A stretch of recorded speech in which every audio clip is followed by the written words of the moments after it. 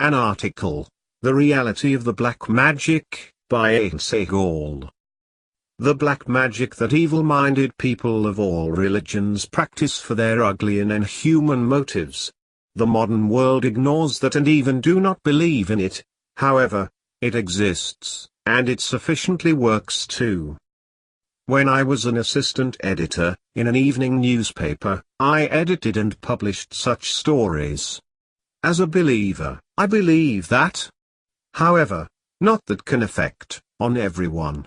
Otherwise, every human would have been under attack of it. No one can explain and define the black magic and such practices. The scientists today fails to recognize such phenomenon, therefore, routes are open for black magic to proceed its practices, without hindrances. One can search online websites, and YouTube. It will realize a large number of the victims of the evil practice by evil-minded peoples of various societies.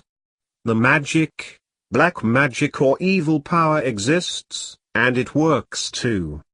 Evil power causes, effects, and appears, as diseases and psychological issues since no one can realize, trace, and prove that horror practice.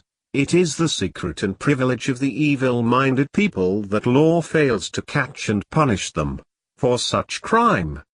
I exemplify here the two events briefly, one a very authentic that I suffered from it and another, a person who also became a victim of it.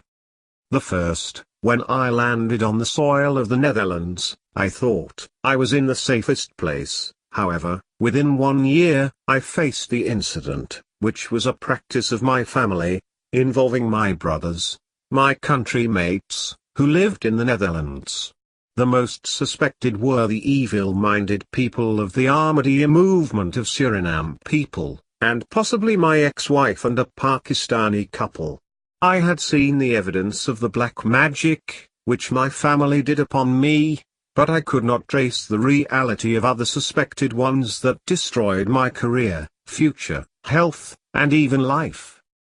The second, a Pakistani, who lived in Germany, for several years, as an active member of the Ahmadiyya movement.